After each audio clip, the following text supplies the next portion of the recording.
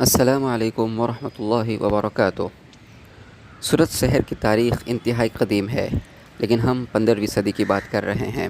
15ویں صدی سے سورت ایک ابھرتے ہوئے بندرگاہ کی حیثیت اختیار کر گیا تھا اور یہاں دنیا جہاں کے لوگ آنا شروع ہو گئے تھے۔ اسی میں ایک دس بھی ہے۔ سن عیسوی 1592 میں سب سے پہلے کارلینس دہستمان ہندوستان آیا اور پھر اس کے بعد ڈچ لوگوں کے جہاز لگاتار ہندوستان آنے شروع ہو گئے۔ پرتگیزوں کے ساتھ ان کی جھڑپیں بھی ہوئی اور بالآخر وہ ہندوستان کے مسالے کے بازاروں پر قابض ہو گئے اور ان کے تجارتی جہاز ہندوستان سے ہالینڈ کی طرف جانے لگے، اور پھر 1602 میں باقاعدہ ڈچ ایسٹ انڈیا کمپنی کی بنیاد پڑی۔ ایک تحقیق کے مطابق یہ ہندوستان میں اولین یورپین کمپنی تھی۔ سن عیسوی 1618 یعنی تاریخ 13/1/1618 کو سورت شہر میں کوٹھی کے لیے انہیں شاہی فرمان ملا اور سورت شہر کے گوپی پورا ہندو میلن مندر کے نزدیک ان کی کوٹھی بنی،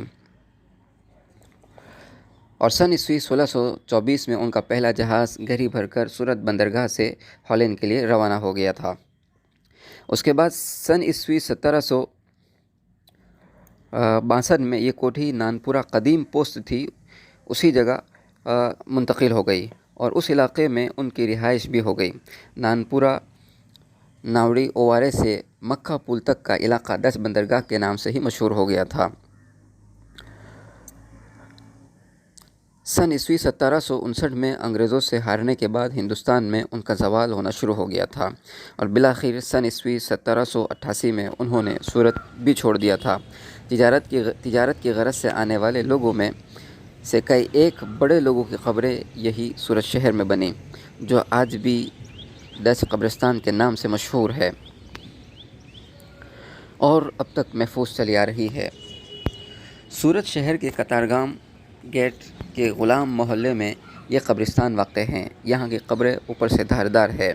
یہاں قبر میں ایک طرف جہاں آرمینین لوگوں کی قبریں ہیں، وہاں بہت ساری تختیاں نیچے بچھی ہوئی ہے، جس پر ڈچ زبان میں بہت ساری عبارتیں اپنے لیے دعوت قرات دے رہی ہے کہ کوئی آئے مجھے پڑھے اور سمجھے۔ بہرحال قبرستان انتہائی ویران پڑا ہوا ہے، وہاں کوئی پنکھ مارنے والا تک نہیں ہے۔ یہ قبریں تقریباً بلکہ تمام ہی قبریں آر سی سی کنسٹرکشن کی ہے اور 3-4 صدیوں سے قائم ہے، جبکہ آر سی سی آج کل 30 سال میں جواب دے دیتا ہے۔ مطلب یہ ہے کہ اس کا مٹیریل انتہائی پاورفل رہا ہوگا، یا پھر اس دور کی جو کام کرنے والی ایک طاقت تھی وہ انتہائی کریٹیو رہی ہوگی۔ جیمز فریکسن جو اس عمارت کے بارے میں اس نے جو کچھ لکھا ہے وہ ہم آپ کے سامنے رکھ کر بات ختم کریں گے۔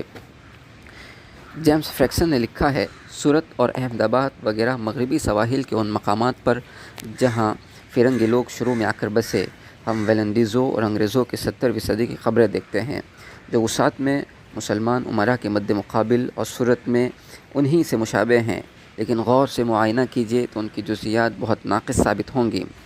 اصل میں ادھر تو ان کے معماروں کو اتنا خیال تھا کہ ستون، گول اور کمانیں مدور ہوتی ہیں، اور دوسری طرف وہ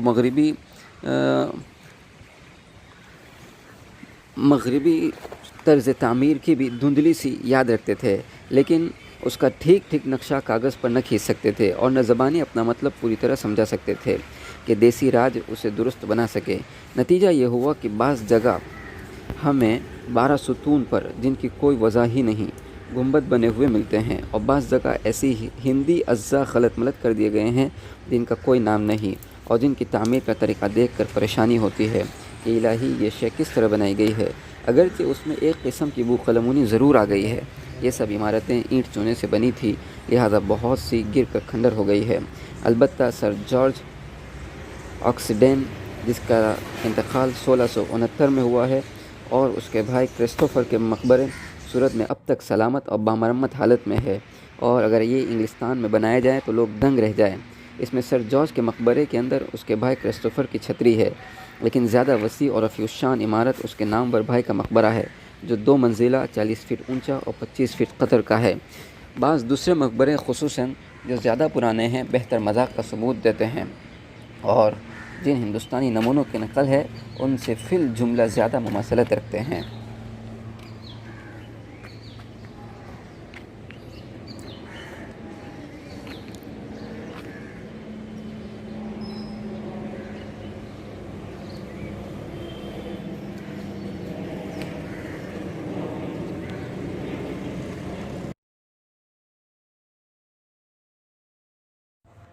تو یہ تھی ہماری آج کی ویڈیو، ضرور آپ کو پسند آئی ہوگی۔